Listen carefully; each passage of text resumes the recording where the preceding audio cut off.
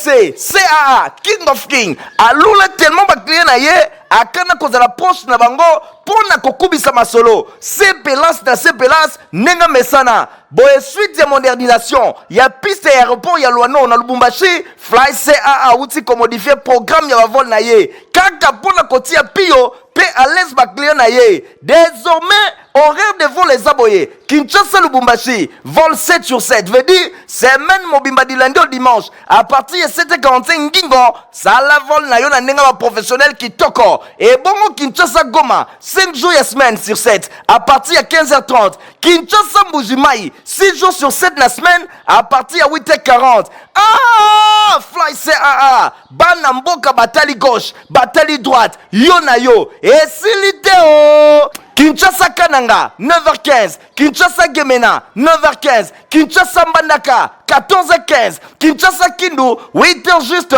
Pe Kinshasa Kisangani, 9h juste. Bon, Mbappé Bouebake depuis 1992. 32 ans, le long de service à peuple, c'est à l'indice régularité, ponctualité, sécurité, bakisa confort. Pour ne pas voler sur Totangi, Boko Zoyango na bavion na en pifo, Airbus en 320, Airbus en 330, Nzambe ya bilengi, Congo Mobimesi Bandimayo, Bisengo ya Fly CAA, Nkembo na Nkembo, leader.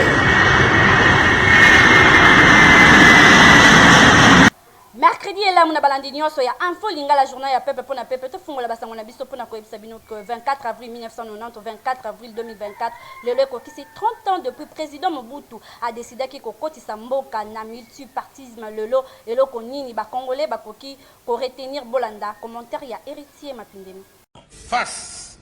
aux grandes mutations qui tourmentent le monde en ce 20e siècle finissant, 24 avril 1990, 24 avril 2024, et kokisi le lot 30 ans depuis Mboka na biso République démocratique du Congo à l'époque Zaïre et kotaki na processus ya démocratie pe multipartisme et kotaki na République démocratique du Congo na nzela ya fait président Maréchal Mobutu Sese Seko Kukumbendo Wazabanga oyo Afrique mobimba ezalaki bongo koningana na rythme ya démocratie vent ya démocratie oyo elakisaki fin ya perestroïka yango ekotaki bisika nyonso po na kotalisake dictature to ba régime ya parti unique esengelaki esila na Afrique mobimba bosimba ke République démocratique du Congo à l'époque Zaïre et échappaki pe na vent wana te fait président Mobutu Sese Seko Kukumbendo Wazabanga na sima pe ya koyoka mupepe wana koninga na bisika azalaki pe obligé ya komema rythme wana na Zaïre boye na sima ya ba consultation ya ndenge na ndenge oyo fait président Mobutu asalaki atambolaki na ba province nyonso pona koyoka ba désirata ya population selon ye yangonde epusaki ye en âme et conscience ayeba na kobenga rassemblement moko ya makasi na cité historique ya parti babengi mouvement populaire de la révolution nancele pona ko annoncer début ya démocratie na République démocratique du Congo pe début ya multipartisme oyo emetaki fin na impair parti état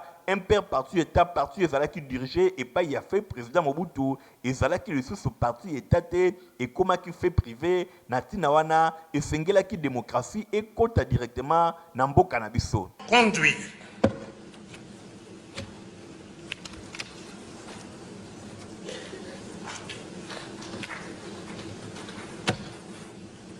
comprenez mon émotion.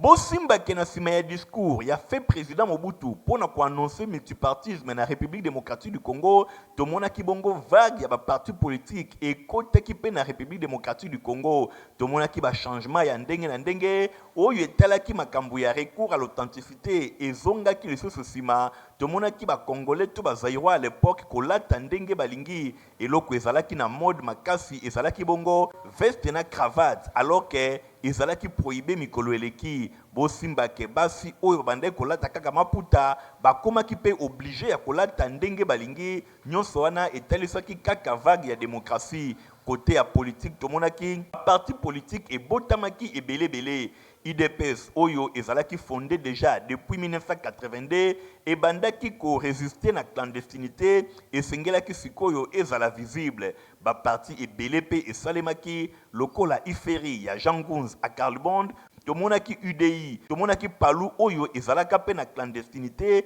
esengelaki ebima pe ba parti ya ndenge na ndenge. Nyonso wana ezalaki exercice ya démocratie. Na sima ya wana esengelaki conférence nationale ezala organisée. Congolais nyonso ayebi résultat na yango ndenge ezalaki. Boye na sima ya 30 ans mboka na biso ezali kopatoge kaka na likambo etali démocratie. Ici vraiment nanu emonanité. Boye na 2006 tomonaki ba élection ekozala organisée epai ya Joseph Kabila Kabange. Boye après wana na 2011 ezalaki lisusu organisé epai wapi président Joseph Kabila Kabange azwaki deuxième mandat na ye. Avant ba Congolais nyonso bayeba na vivre alternance na 2018 comme na Joseph Kabila Kabange kotika pouvoir epai ya Félix Antoine Tshisekedi Tshilombo oyo auti kozwa deuxième mandat na ye na élection ya le 20 décembre 2023. Malgré ba tumulte ya ndenge na ndenge, malgré makambo ya ndenge na ndenge, kasi 30 ans après qu'on lancé processus ya démocratisation, tobansi que République démocratique du Congo nanu a commis vraiment te.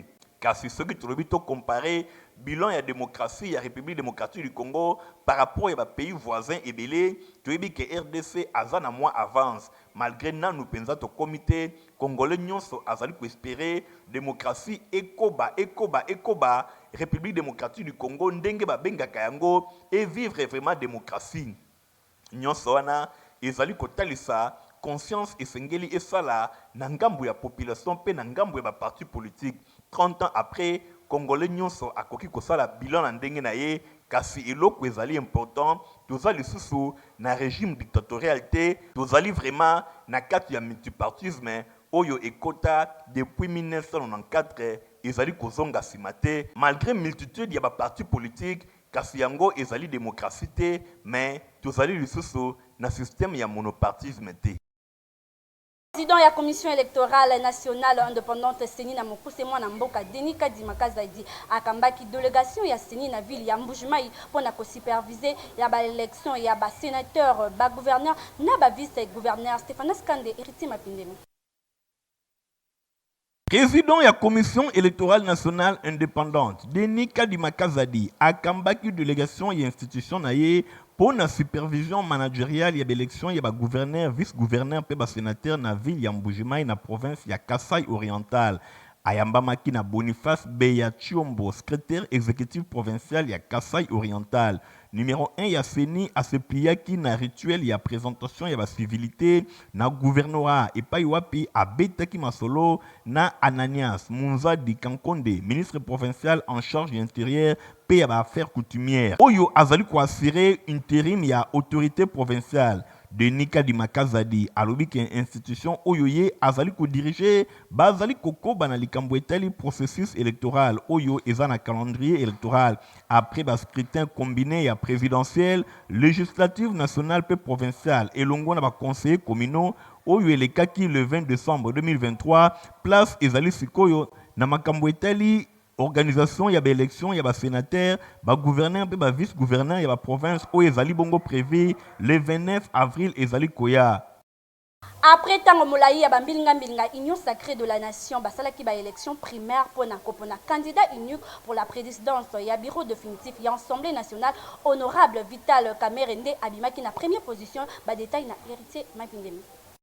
Vital Kamerhe azali officiellement désigné candidat unique ya majorité présidentielle pour na diriger bongo bureau définitif ya Assemblée nationale a remporté ki ba primaire oyo ezalaki organisé mokolo ya mardi 23 avril 2024 et pa wapi Vital Kamerhe azalaki liboso ya Bati Lukwebo pe Christophe Mbosonko Diampwanga oyo azali bongo président sortant ya chambre basse ya parlement sur 372 députés oyo bavotaki 183 mobimba bavotaki pour na président national ya Union pour la nation congolaise INC na Mokuse Vital Kamerhe nzokande Christophe Mbosonko Diampwanga azwaki 113 voix Pebat Lukwebo Ye a clôturé avec 69 voix. Boye 7 bulletins, ezalaki déclaré blanc. Na discours na ye pour la campagne d'élection na primaire, Vital Kamerhe a s'engagé pour renforcer le contrôle parlementaire. Alobi a renforcé le contrôle parlementaire.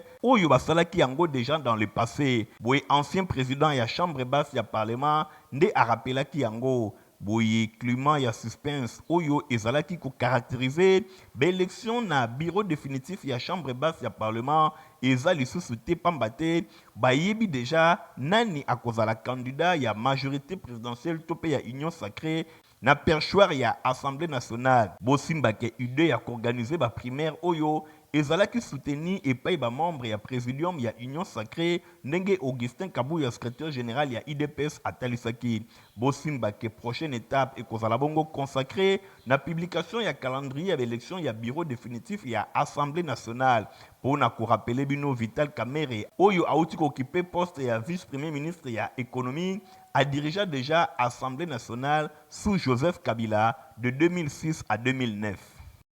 Na nsima ya baprimaire oyo esalamaki na ngambo na union sacrée epai wapi Vital Kamerhe aponamaki chef de l'état Félix Antoine Tshisekedi ayambaki ye na site ya union africaine. To poursuivre journal na biso epai wapi cérémonie ya remise et reprise esalamaki na ville ya Matadi na salle ya baplenieur ya assemblée provinciale entre président ya bureau provisoire na président ya bureau définitif Papi Matezolo Edi Imbani héritier Mapindemi. Ezalaki bongo na salle ya ba séance plénière ya assemblée provinciale ya Congo central de cérémonie monene ya remise et reprise et salemaki entre président ya bureau provisoire pe président Eli ya bureau définitif Papi Mantezolo Diatezwa. Bosimbake ezalaki na présence ya gouverneur Guy Bandou, ba responsable ya ba service ya sécurité, ba autorité politico administrative pe bato ya ndenge na ndenge. Ezalaki occasion pour na président ya bureau provisoire kotalisa bilan ya mosala oyo bango basali alobi ke mosala epesamelaki bango ezalaki bongo ya liboso kosala validation de mandat ba honorable député provinciaux ko élaborer projet ya règlement d'ordre intérieur pe lisusu qu'organiser l'élection ya bureau définitif pe installation na bango na tina wana mosala nyonso epesamelaki bango yango yo esalemi pe emonani na occasion wana président ya bureau provisoire apesaki conseil na honorable Papi Mantezolo oyo ako diriger bureau définitif alobi ami pesa na distraction te kasi ami pesa na mosala pour na bien-être ya population ne Congo bana nyonso ya Congo central ba se retrouver na mosala oyo ekosalema wana nde ekozala eloko moko ya kitoko na ngambo na ye Papi Mantezolo Diatezwa azwaki pe maloba pour na ko féliciter chef de l'état Félix Antoine Tshisekedi Tshilombo na ndenge asengaki na population ya Congo central ba voter utile ba voter batu oyo ba ko contribuer na développement ya mboka na bango. Na même occasion a félicitaki pe bureau provisoire na mosala oyo basali ba organiser l'élection moko transparente pe nyonso emonani na ndenge ya malamu. Kaka na même occasion Papi Mantezolo abetaki PCT na likambo etali cohésion ya bana nyonso ya province ya Congo central esengeli bango nyonso basangana bamipesa na mosala po na kotelemisa province na bango ya Congo central ekende toujours liboso soki makambo etamboli malamu ezali Congo central nde eganye kasi ezali mutu moko te. Association sans but lucrative au Babenga Kachang Bomoko basalaki déclaration politique na siège na bango pour na ko féliciter secrétaire général ya Palundenge aponaki grâce et Tampaka lokola coordonnateur adjoint ya Ligue de jeunes ya Palu. Déclaration politique de la plateforme Tchang Bomoko Asbel. Réunis décret, nous, membres de la plateforme Tchang Bomoko Asbel, synergie des associations œuvrant à Tchang. Au nom de la population de Tchang et de nous tous, nous témoignons notre gratitude à son Excellence Didier Manzenga Mukanzu, secrétaire général, chef du parti Lumumbiste Unifié, président du regroupement politique AAC Palou, dernier fils et successeur valable du vénérable patriarche et immortel Antoine Kizenga, pour avoir nommé au sein de la coordination nationale de la Ligue de jeunes du Palou les dignes et fils jeunes leaders de Tchangou, je cite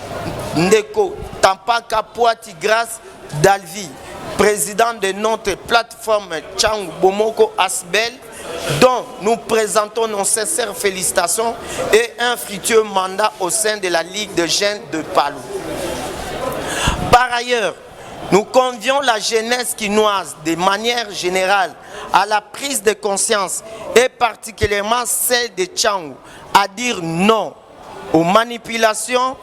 anti-valeurs et à la boycotter toutes les voies qui mènent à la discrimination, à la destruction, au vol, à la délinquance juvénile et aux mauvais actes qui portent aux pauvres, aux jeunes, tous en un. N'est pas oublier que la jeunesse est socle du développement de l'avenir de notre pays. En outre, il s'est de révéler que la plateforme Tchangou Bomoko ayant à son sein plus de 44 associations, 55 églises, 35 mutuelles et une vingtaine de leaders dans les 5 communes du district de Tchangou et entièrement disponible et engagé pour travailler avec les partis lumumbistes unifiés, d'accompagner son excellence, secrétaire général chef du parti et président du regroupement AAC Palou dans toutes les activités et initiatives, mais aussi à la vision du chef de l'État Félix Antoine Tshisekedi et le programme du prochain gouvernement Judith Toulouka. Vive les partis lumumbistes unifiés. Vive son excellence Didier Manzenga Mukanzu.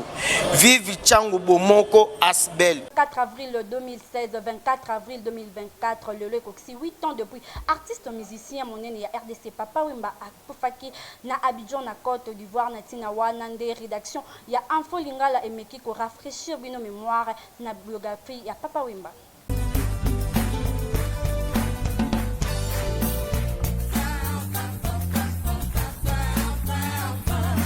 24 avril 2016, ezalaki vraiment mokolo moko ya mawa ya dei oyo ekomelaki République démocratique du Congo mingi penza na nzela ya musique na ye. République démocratique du Congo pays ya rumba eutaki kobungisa légende ya rumba na ye Papa Wemba Shungu Wemba dio pene kikumba boye azongisaki molimo epai ya nkolo na Abidjan capitale ya Côte d'Ivoire epai wapi akendaki ko participer na festival ya musique urbaine Danubo Fenua kuna na Côte d'Ivoire. Gilles Shungu Wembadio oyo abotama un certain 14 juin 1949 na Lubefu na province ya Sankuru azalaki bongo marié na mama Rose Luzolo alias Amazon pe abotaki na ye bana ebele.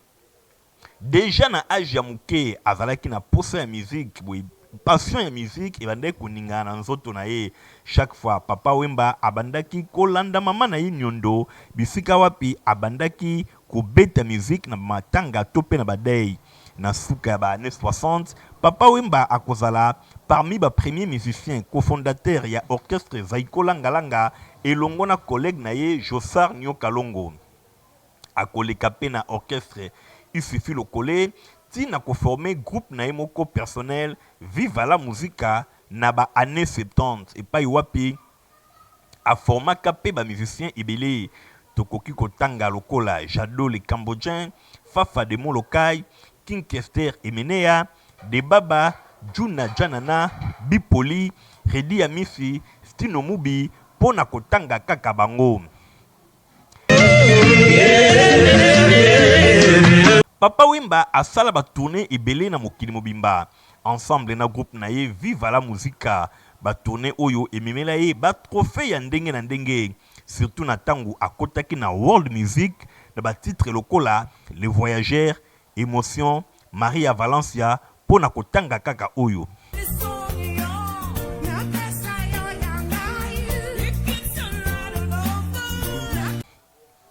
Papa Wemba azalaki auteur-compositeur moko ya grande renommée asala banzembo ebele pe oyo esala succès. Papa Wemba azalaki pe parmi ba précurseurs ya SAP oyo babengi société d'ambianceurs et de personnes élégantes. Papa Wemba amemaki idéologie oyo elongo na Niarchos na République démocratique du Congo mobimba na Afrique voire même na Europe. Identité ya République démocratique du Congo à part ya musique et komaki pe likambo etali SAP.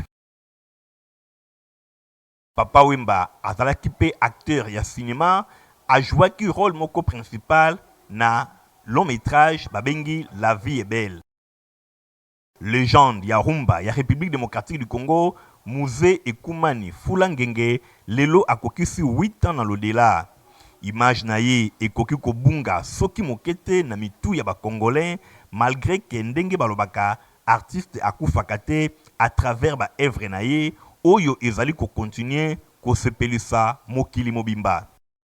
Lelo 8 ans après, eloko nini tokoki koloba seulement bravo na artiste musicien Papa Wemba Ekumani Fulangenge oyo alekaki na mokili ya bato atiki ba trace na ye atiki banzela oyo lelo bilenge bazali ko continuer ko salela ba trace ya Papa Wemba ekoki kobunga soki mokete. Une fois de plus, bravo à l'artiste musicien Papa Wemba Ekumani Grand Musée Fulangenge.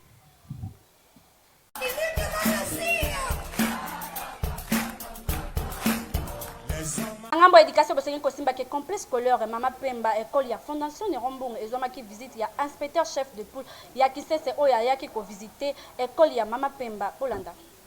na yaki na fondation ne Rombong pona ya kutala misala ya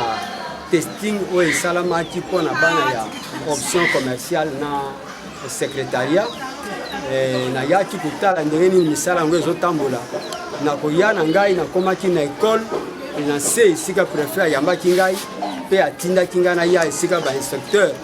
o bazo sala misala wana bazali na kokota na ngai na ye ko mona bisika oyo ngana na mona te na moni atelier ya mécanique na lolenge ba bongisi yango na ba machine za na kati epesi ngai esengo ya komona ke biso na mo amba tozana bisika boyi pe na tali na koti na kati lisusu na ke mon atelier électricité na mati likolo na moni atelier laboratoire ya scientifique na ke na ba atelier ya coupe couture o eza na kati ya basale ebele basale misato po nga na koti na moni ba machine lolenge na lolenge epesinga esengo makasi ya komona ete bana na biso na kisenso et surtout na mo amba bazana bisigo bakoko tanga pe basalela ma machine po bayeba musala po bango ba classe na bango eza ba classe ya koloba na monoko te eza ba classe ya misala basimba machine asaleli yango ayebi musala donc na moni yango na yebite o mususu na bisika mususu na mona te pa na ngana bureau na ngai ezali azana kitomesa mais en tout cas on a moni pour la mécanique na électricité et pas na ngai na bureau na ngai ça et puis singa isengo maintenant moi passe na motema ya komona ete bisika o sengela kieza le pas na ngai po na za musika te nao mais mabe na yebite ndenge salama pour que bisika kitoko boye et que ne pas baninga na biso ya kisenso 2 mais mabe ezate to sala nini biso to profiter yango lokona na lobby na kumeka ko travailler na beko na nga kisenso po na meka ko ya na ba préfet na bana moko na moko ba mona biloko na moni po avant ba signer protocole na fondation pour que bana va continuer kutanga na miloko te bana ba yeba misala zosa vraiment na kopesa bino longonia pe longonia makasi na mokolo bisiko yo mokolo fondation pe na ba cadre na ye nyonso oyo bazosala mosala oyo objectif eza ke baya basigner protocole po bana na bango baya kosalaka pratique na fondation du Congo donc eza mosala na kobandela na année prochaine mpona komeka koya ndekosala lisusu bacommuniqué te na kobanda kozwa ekole moko bazwi préfet koye na bana nga moko wana bamoni komoni bobolobi nini ayebositikali kosigner protocole na fondation donc eza mosala il faut tosala parce que eza objectif il faut tokokisa komona bana basala manipulation ya makambo oyo bazotanga voilà merci. Il y a modernisation, il y a piste, il y a Luano, na Lubumbashi, des CAA a modifié qui horaire, il y a vol naie, na différentes villes, il y a RDC. Bolanda. Bobenga ye fumu ya mapati ya RDC CAA King of King alula tellement ba client na ye akana kozala poste na bango pona kokubisa masolo CPLAS na CPLAS nenga mesana boye suite ya modernisation ya piste ya aéroport ya Luano na Lubumbashi Fly CAA uti ko modifier programme ya vol na ye kaka pona kotia pio pe à l'aise ba client na ye. Désormais horaire de vol les aboyés Kinshasa Lubumbashi vol 7 sur 7 veut dire semaine mobimba du lundi au dimanche à partir de 7h45 ngingo ça la vol na yo na nenga ba professionnel qui toko et bongo Kinshasa Goma 5 jours et semaine sur 7 à partir de 15h30 Kinshasa Mbujimai 6 jours sur 7 la semaine à partir de 8h40 ah Fly CAA bana mboka batali gauche batali droite yo na yo et siliteo Kinshasa Kananga 9h15 Kinshasa Gemena 9h15 Kinshasa Mbandaka 14h15 Kinshasa Kindu 8h juste pe Kinshasa Kisangani 9h juste bon Mbappé Boyebake depuis 1992 32 ans le lobo koka de service à peuple c'est à lundi sa régularité ponctualité sécurité bakisa confort pour ne pas venir sur Totangi, Boko Zoyango na bavion na yampifo, Airbus A320, P Airbus A330, Nzambe ya Bilengi, Congo Mobimbe Bandimayo, Bisengo ya Fly CAA, Nkembo na Nkembo, leader. Reporter ya Info Lingala journal ya peuple basala qui tourne na province ya Maindombe mingi penza na territoire ya Kutu pa iwapi batalisa kibiso esika moko babenga kakapela ndenge kaka na Kinshasa Christian Kengebeni pe Mikaele Tonto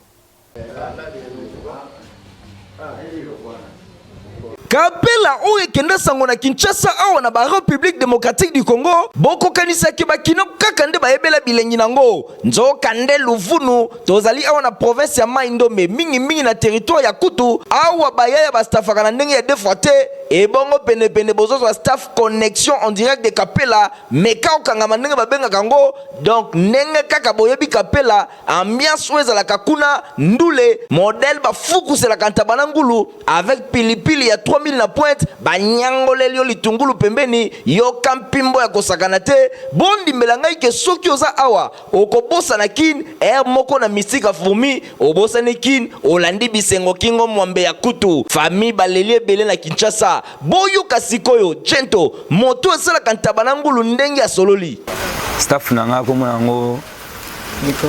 Miko Okangama connexion en direct ni Kapela na Kisasa pour odami awa raisonnement nomba moko boulé Kapela na Kisasa saka togo chaka tabangulu to saka pe basoso ya Kisasa ba maboke pe yango ba tiji pe to salaka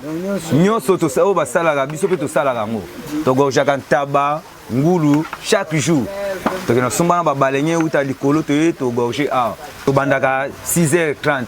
ti 21h bakanga ekala biso pe to kati misala pene ba comédie pe bazalaka wana pour na kojoindre utile agréable pour na kosekisa population côté ozolia côté ozokongwenya bozwe lokoyo masa muto asa 10 ans na bolingo il faut moi des matchs na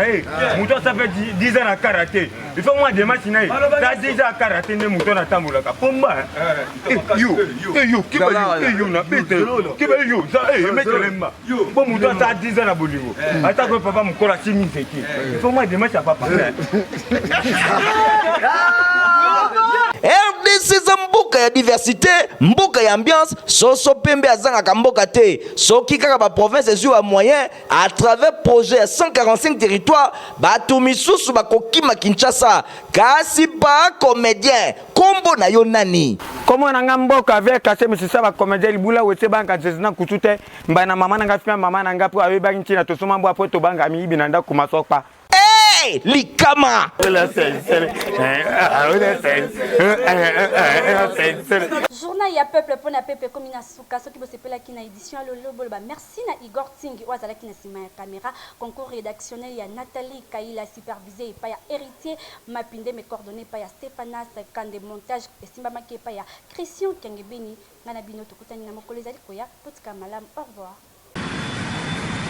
Bobenga fumu ya mapate ya RDC CAA King of King alula tellement bakliye na ye akana kozala proche na bango pona kokubisa masolo sepelas na sepelas nenga mesana boye suite ya modernisation ya piste ya aéroport ya Luano na Lubumbashi Fly CAA uti ko modifier programme ya bavol na ye kaka pona kotia pio pe à l'aise bakliye na ye désormais horaire de vol les aboyés Kinshasa Lubumbashi vol 7 sur 7 veut dire semaine mobimba du lundi au dimanche à partir de 7h45 ngingo ça la vol na yo na nenga ba professionnel qui toko et bongo Kinshasa Goma 5 jours et semaine sur 7 à partir de 15h30 Kinshasa Mbujimai 6 jours sur 7 la semaine à partir de 8h40 ah Fly CAA bana mboka batali gauche batali droite yo na yo et siliteo Kinshasa Kananga 9h15 Kinshasa Gemena 9h15 Kinshasa Mbandaka 14h15 Kinshasa Kindu 8h juste pe Kinshasa Kisangani 9h juste bon Mbappé Boyebake depuis 1992 32 ans le lobo koka de service à peuple c'est à lundi sa régularité ponctualité sécurité bakisa confort pour ne pas voler sur totangi boko zoyango na bavion na ya mpifo Airbus A320 pe Airbus A330 nzambe ya bilengi Kongo mobimba si bandima yo bisengo ya Fly CAA nkembo na nkembo leader